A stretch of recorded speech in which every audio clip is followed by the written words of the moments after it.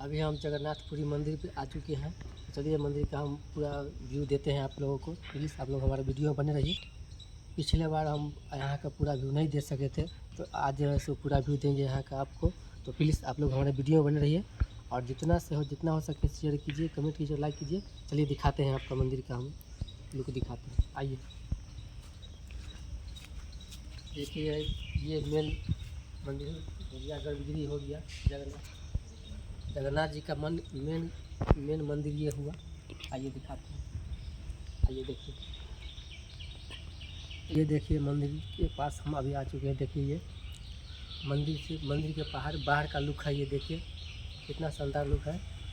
ये दिवली में ये मंदिर पड़ता है।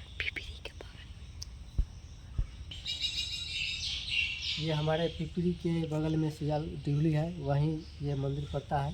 तो प्लीज़ आप लोग कभी भी टाइम मिले तो आइए और यहाँ विजिट कीजिए और यहाँ का जो भी है आनंद लीजिए। हमें तो बहुत आनंद आ रहा है।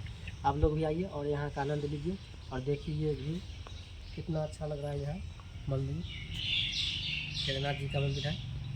तो प्लीज़ आप लोग कमेंट शेयर करके बताइए कि यहाँ का व्यू कैसा लगा आप लोगों को।